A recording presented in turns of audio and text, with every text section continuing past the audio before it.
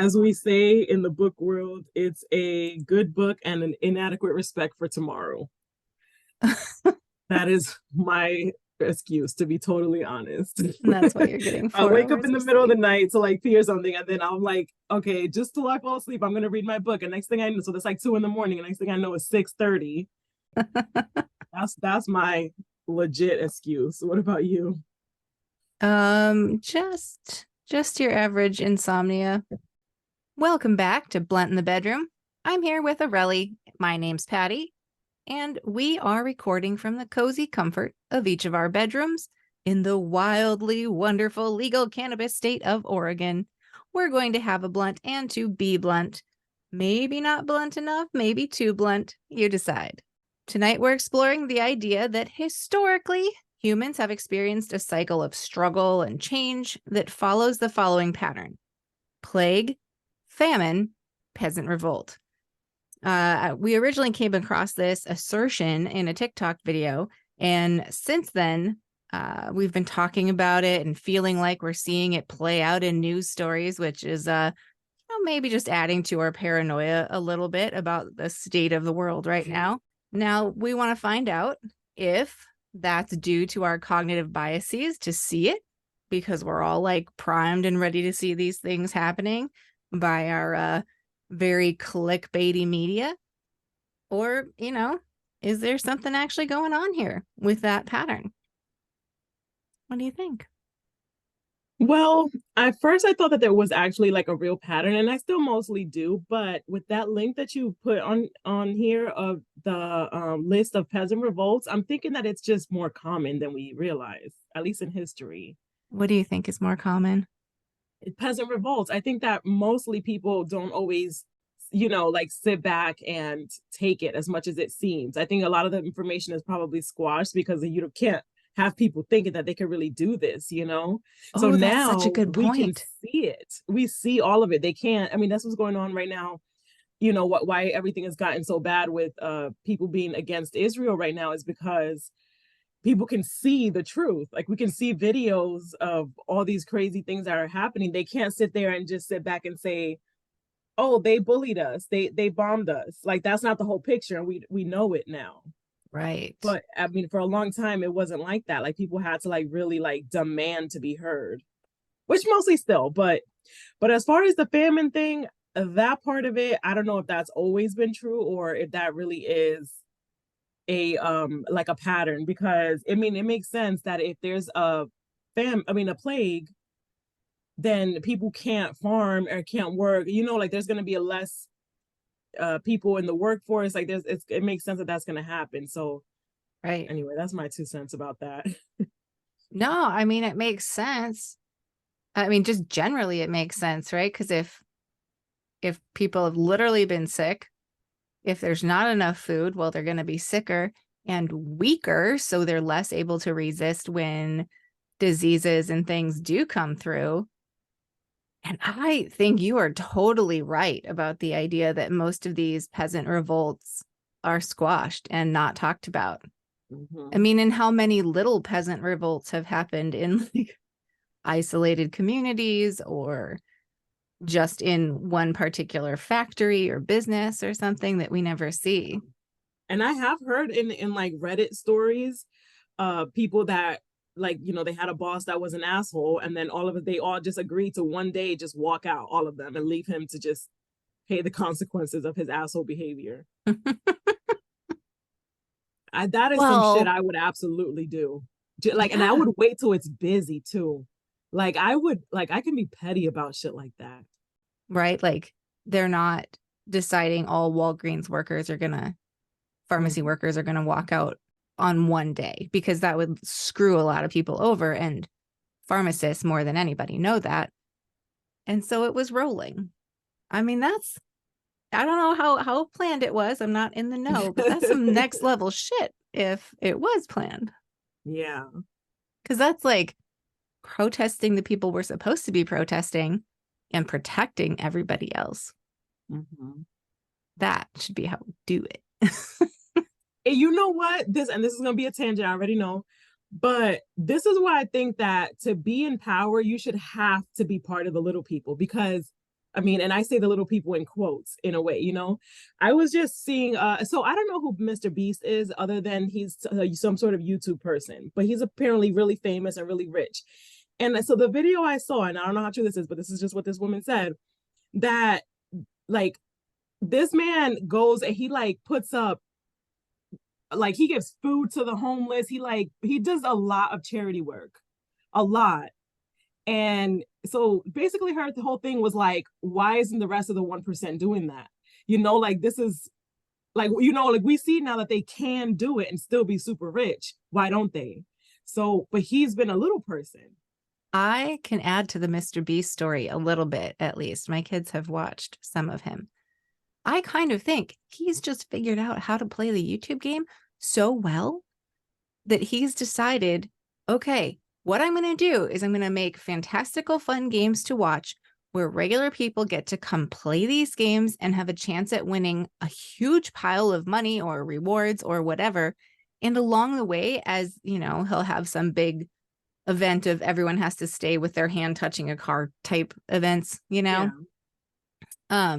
People who drop out early, he'll randomly give $10,000 to. And you know, he's doing it to help them, but he's also doing it because it gets him more views. Like he's figured out how to churn that. Yeah. Right? Like I do these videos, I give away the money, people love watching that, I get more money. Right? Like he's living well, but he's not hoarding everything. He's, you know, I mean, I don't know. Because it isn't necessary. Like you can share like we can share what we have.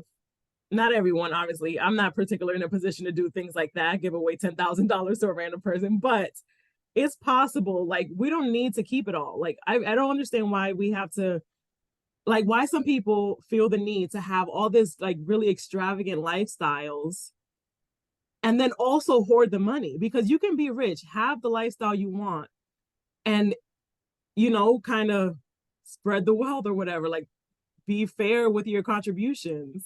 Right. Might we even say trickle down? Which isn't real. Didn't happen. No, I don't think they hoarded it. Yeah. That's what that when that's this is kind of fucked up. When the submarine disappeared in the ocean, somebody was like, maybe some oxygen would trickle down and get to them, because you remember the submarine. Like, and these are like super rich people that just were throwing away $250,000 each to go and look at the Titanic in a computer screen in this like just crazy contraption that was the size of a refrigerator. The thing was the whole thing was so nuts. But anyway, so people were joking about that, like maybe we could just like trickle down some oxygen, it'll make it down there eventually. Oh my god, I know, that was fucked. So kind of funny. But seriously, like, you know what they could have done with that money? Well, yeah. How many of them were on there? 7 of them or something? Something like that. 8, 7, or I think almost, maybe 8 with the captain. It's almost $2 million. God, isn't that like at least 20 families, depending on where they live? That's at least 20 families worth of like taking care of having food and shelter and shit they need. Yeah, fuck those guys.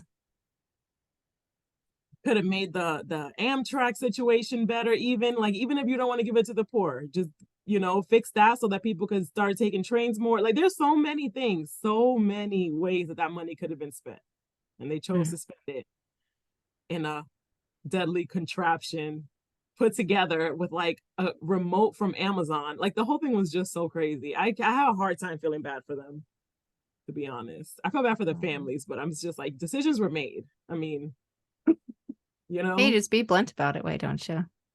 It's like I'm like, okay, I want to go skydiving. Patty, please look up a YouTube video and put together a parachute for me, and then trusting it to take me. You know what I mean? Like I feel like that's equivalent. It's like, okay, decisions were made that would have led me to be in this ridiculous situation. Ugh. Okay, we're off track though. Yeah, that's all right. That's all right. I mean, well, but look at the sentiment that you and I have as we're talking about that story. Like that is some serious peasant revolt energy coming forth from both of us, if you ask me. Yeah. Mm. Agreed. Yes. Yes. Yeah. Says it was in medieval Europe. It was Okay. during feudalism. Hmm. It was actually the thing that ended feudalism, Okay. as far as I can tell. Was medieval Europe not super delineated with borders and stuff? It must. Eh. Well, I mean, I doubt it because it kind of got collected by people. Like like two kingdoms could have married, into each other, and then suddenly it's one, that kind of thing. Oh, that's true. So I don't know that it would have had a whole lot of like borders that lasted very long. Right. Well, I mean, the Black Death was something I think that obviously we assumed was part of it. Plague, famine, peasant revolt. But it sounds like what they had happen was it's the thing we've kind of already mentioned, right? But the plague came through, wiped out what they're saying was at least a third, if not half, of everyone here in like starting Whoa. in 1380s or something.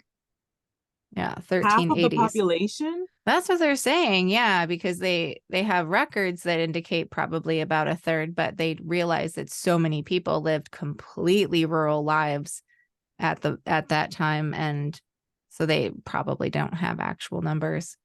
That's true. But like imagine that. Literally imagine your town or your block or whatever, and like half the houses, the people just aren't there anymore. Obviously it wouldn't happen quite like that, but what Well, in I the world? mean, kinda. Yeah. Well, yeah, I Yeah. guess it maybe would have.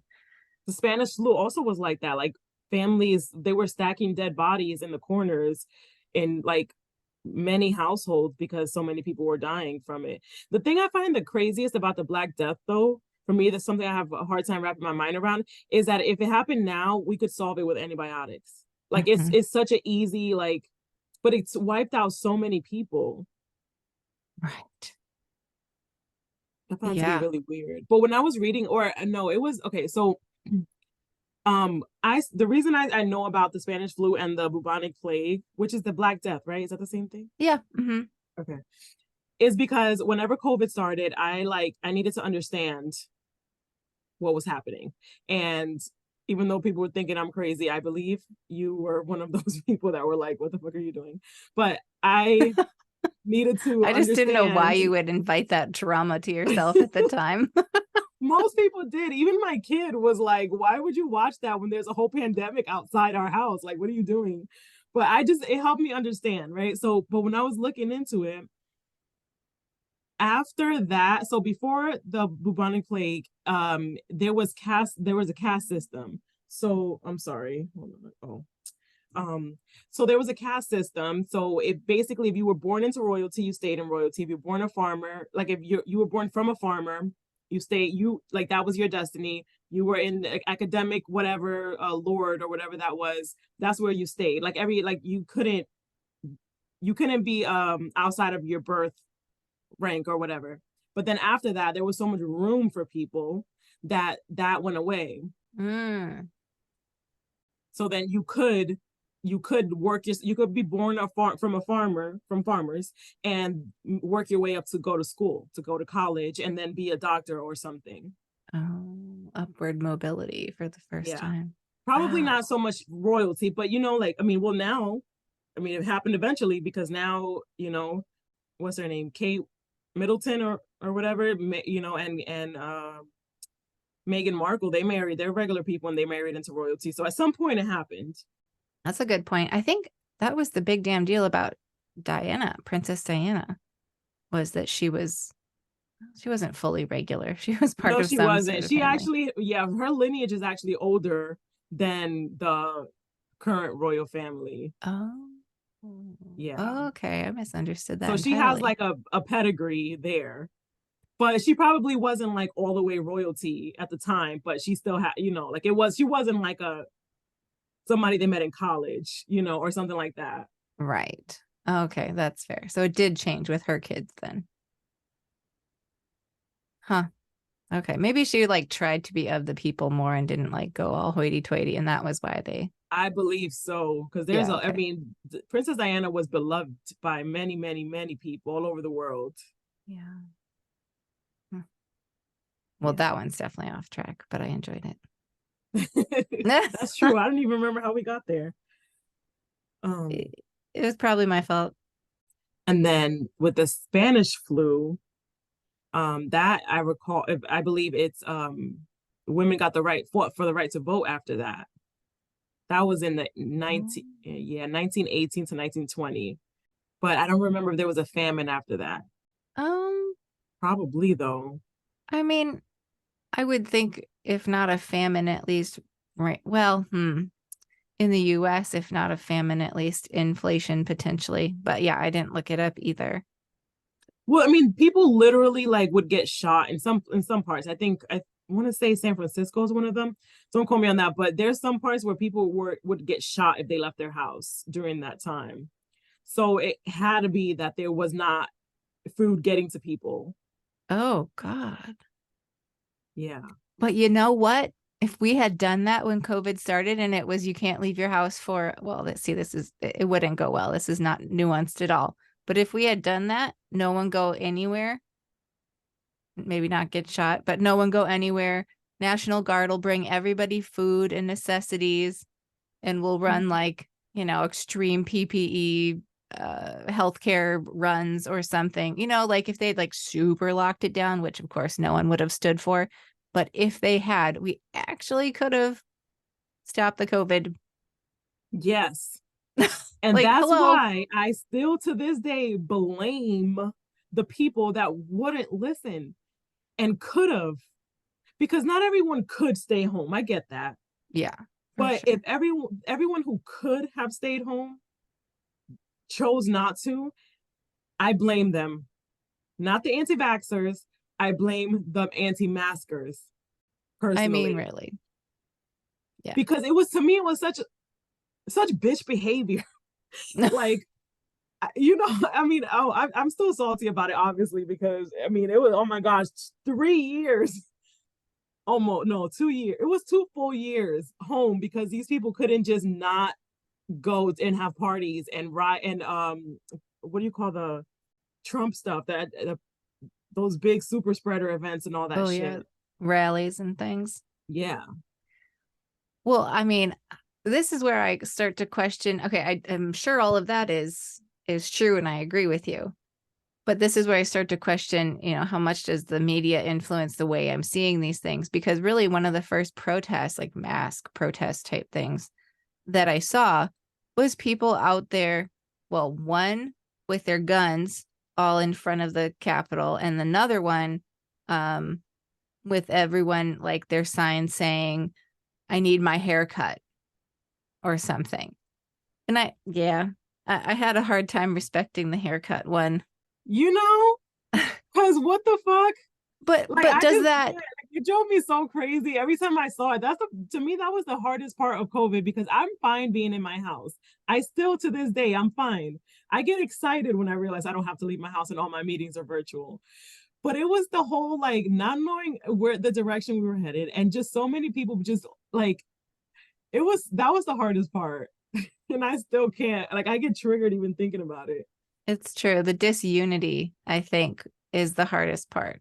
Well, and that I keep wanting to come back to the media because I just think like, well, what if there was other protests happening, or if those like very few silly I need my haircut protests, what if there was so few but they blasted them all over the media, and so we're like, oh my god, these idiots, and we're all like blah blah blah blah blah, like thinking we all need to face off with each other, when maybe it was just a few idiots, and maybe they even kind of thought they were just being funny because they hadn't like internalized or were resisting accepting the seriousness of the situation.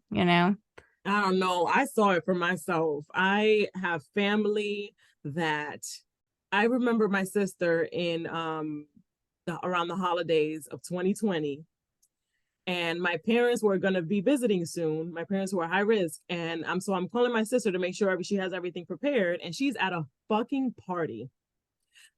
A party. And she's like, and so I'm like, okay, you know that our parents are on their way and they are high risk, and are you being careful? Yeah, I'm being careful. I'm just here with a few people. What are you talking about? You're at an entire holiday party. I lost my shit. And I definitely told her about herself. I did. And then another time that I went off on people, because I went off on quite a few people. Another time it was I had a friend that was in a store. So her husband had tested positive, actively had COVID, right? And she's just out at a store unmasked. And I'm like, so I don't think I'm going to be able to visit you soon, because I thought we were on the same page. And the fact that you think it's okay to just walk around spreading COVID, like clearly we're not on the same page here. So she was like, thank you for telling me that. I needed to hear it, whatever, like excuses. But I was still like, I was quite, I'm telling you, I get triggered by it, because I just feel like it's such like just small things you can do. Put on a mask. Like, it's such a small thing. They were giving them away all over the place. True. We don't do tragedy well. We don't do discomfort well. I think it once again goes back to the whole discomfort thing of just people just can't just, because I didn't like want to have to be in a pandemic either, but like I just went do what I had to do. Like, I mean, I don't know. I still think that the people that like trip about these things, like this man when I was getting a iron infusion a few weeks ago, this man was in there for cancer treatment, and he's upset because he had to wear a mask, because the reason that we all had to wear a mask in there is because of people like him. Because I, who was in there for an iron infusion, could give him COVID or whatever and kill him. He could actually die from that. And he's over here, I think the masks are bullshit. And I'm just like, well, I'm gonna go ahead and wear mine. Like, dude. Bitch behavior. Why is it that I want to excuse it and be like, oh, they've been traumatized by our society too? Like, we're not gonna help anyone by being like, rah, you messed this up. We will help each other for like, oh my God, we've all what? We gotta shame people to a point. But if we validated them, I know there's wiring probably that's just so not helpful to the planet within many brains. I want to be told if I'm doing something ridiculous that could hurt other people. So I'm going to extend the same courtesy to others. Yeah. I mean, I think I do until someone does it, and then maybe I don't anymore.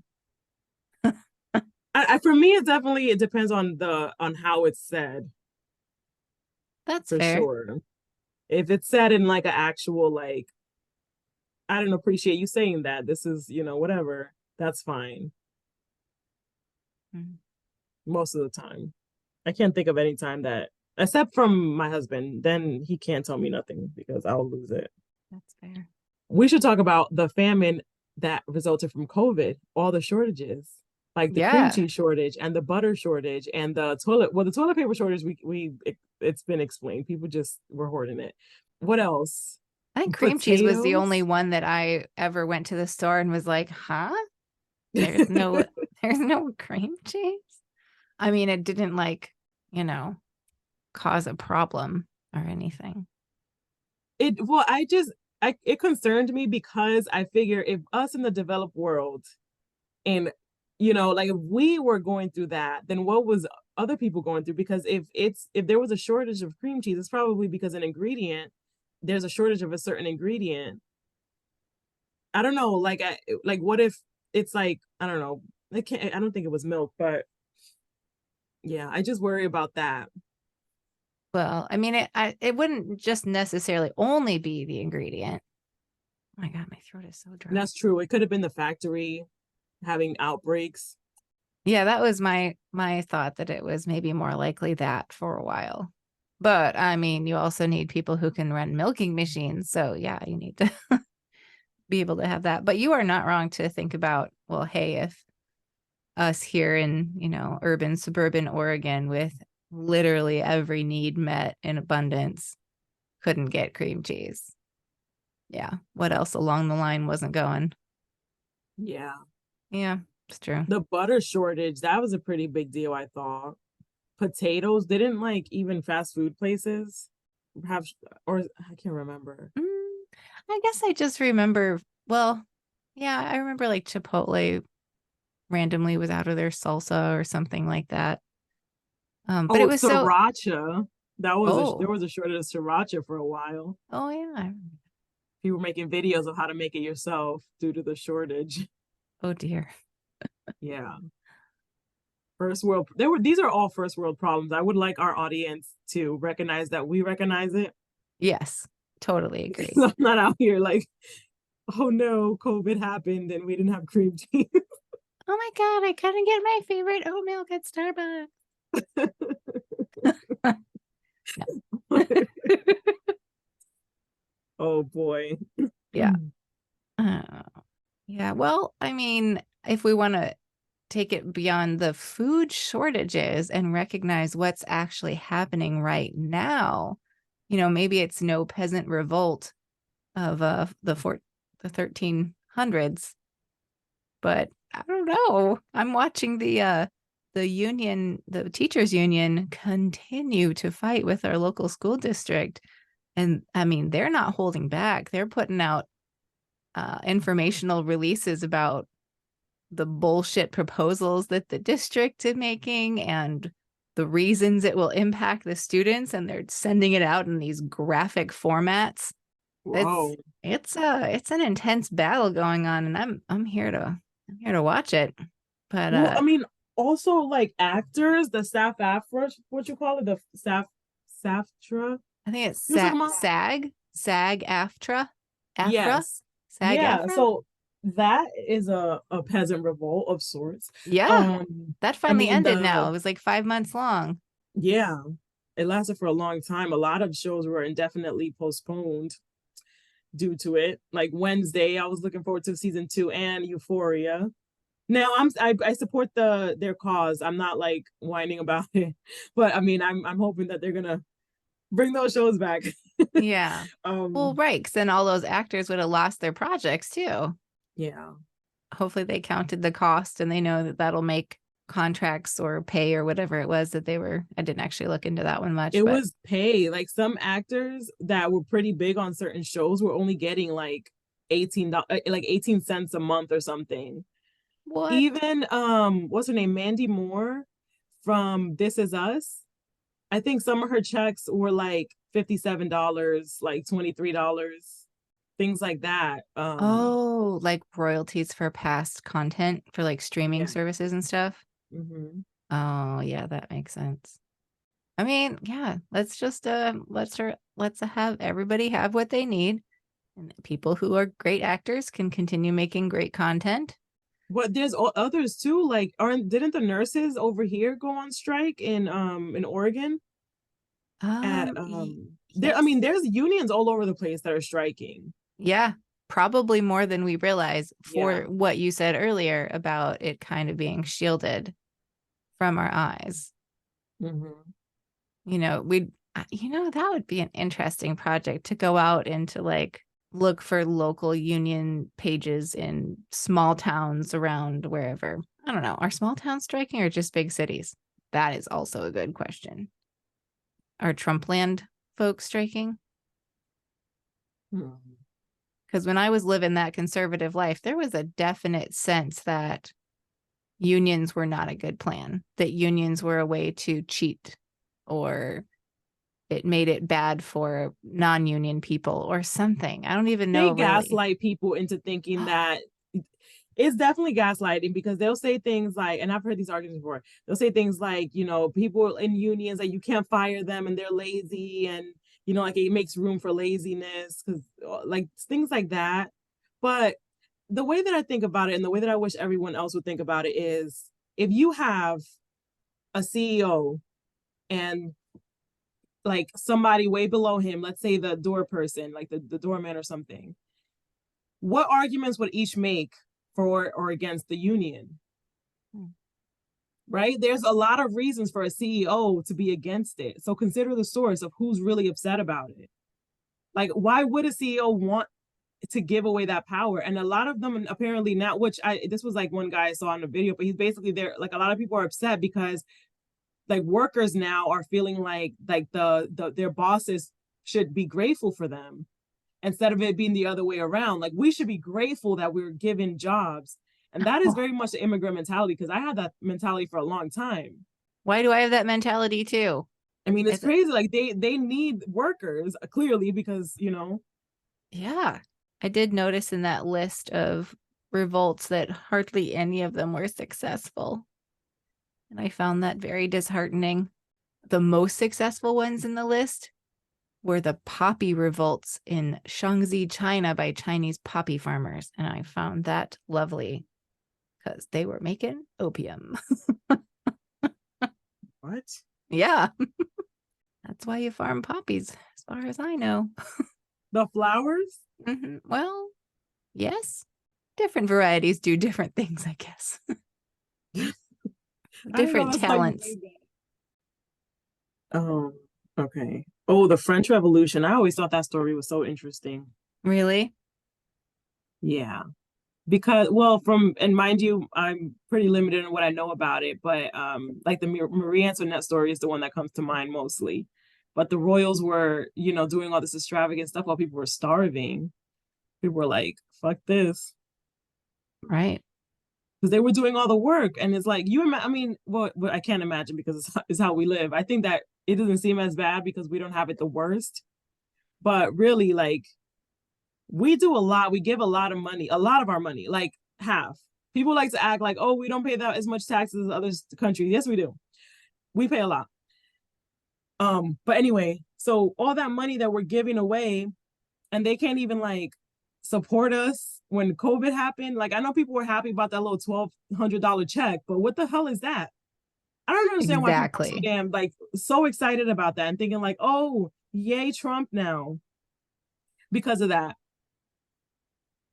Like I thought that was so crazy. Like to me that's barely that's like it was not enough. It wasn't even enough for 1 month. Well, we didn't qualify for it, but it wouldn't have been even been enough for 1 month of our mortgage. Right. I don't know how the heck that was supposed to help anybody who was actually down and out. My Now God. the unemployment that did help a lot of people Okay.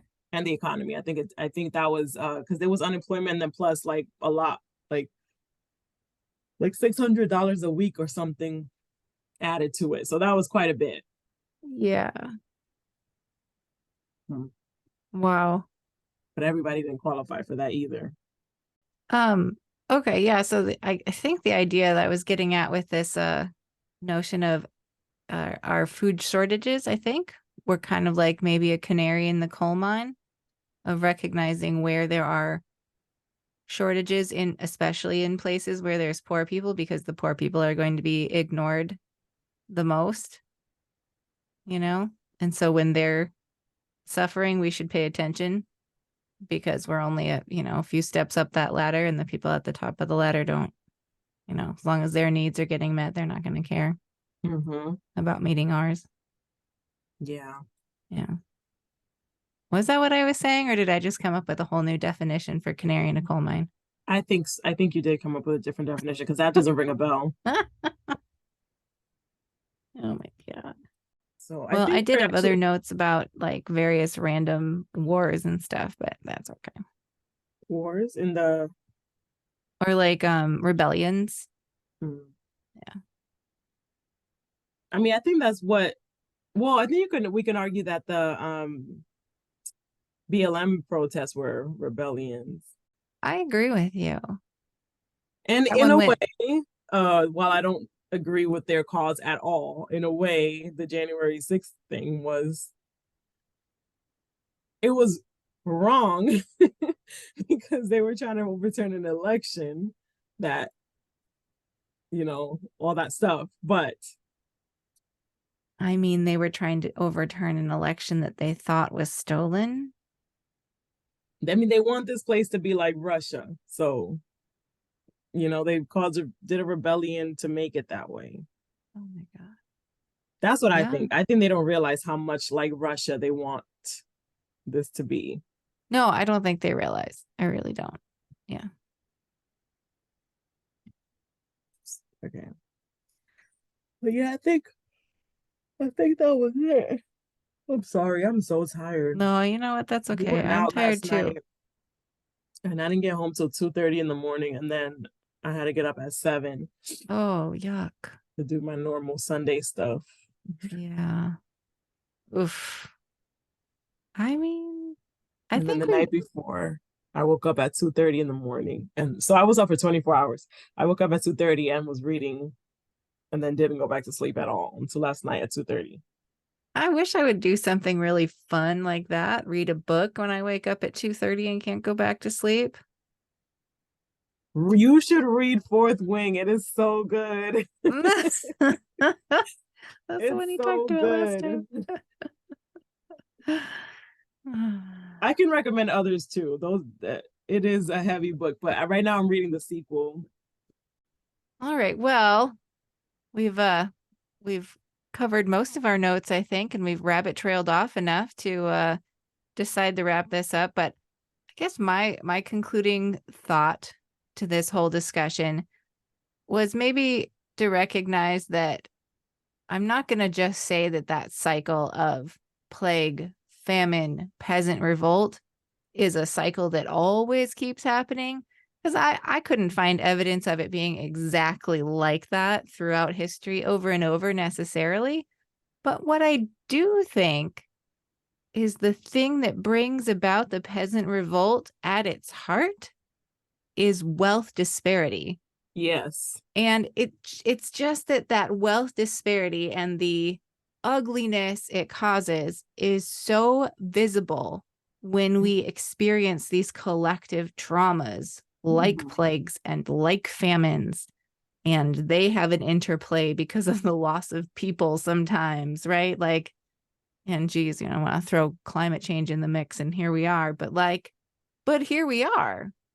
We're there again. We see so clearly the wealth disparity, and there's rising feelings that we don't like it. Gone are the 80s where we had TV shows called, The Lives of the Rich and Famous or whatever. Like, why the fuck did we watch that? But that is just not where we're at. I feel like, well, I desire there to be a groundswell. Ooh, I desire there to be a groundswell of people who want something different, who don't want there to be like a 1% ruling class. So if the revolution is here, I'm ready for it and going to join. I'm in it already. What am I saying? I'm Yes, you here. are. I'm ready as well. I'm Yeah. not as much as you, but like I couldn't. I would be too afraid. I mean, you remember at the BLM protest, I took myself right to the back. It's like, no, I'm not about to sit here and die. Well, I mean, let's be real though. I think that as a woman of color, you weren't being asked to be at the front. Yeah, but it just seemed like I don't know. I was definitely afraid. And that's the only reason. It wasn't because I was, all like, oh, I'm not gonna, this is not my fight or whatever. No, it was like I'm not about to get shot with a rubber bullet. So, so I'm taking myself to the back so I could easily escape, because if they had started shooting, the people at the front would have been the hardest ones to, like, they would have been the most in danger. And we would have been trapped and trampled and like a stampede. Anyway, all these things went through my mind. So that's why I went to the back, because I was scared.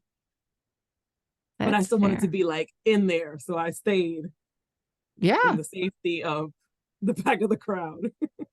You know what? I think that's just fine. I mean, but isn't that the thing? If there was a crowd, the bigger the crowd, the safer we are, in theory. Yeah. I mean, sort of emotionally and physically. Well, because I mean, if something went like, I feel like the cops would have been afraid to even to try something, because there were so many eyes and videos and cameras. Right. True. True. Random. And I know we were supposed to be ending this, but I was thinking, well, they can't arrest all those people if we get enough of them out there. And I was remembering in Malabar, India in like 1921, there was an uprising where they ended up arresting 45,000 people. Where'd they keep them? Well, I can't imagine it was pretty. I don't think they all got their own cell, you know. It was probably a herded them somewhere, like prison camp style. But bleh.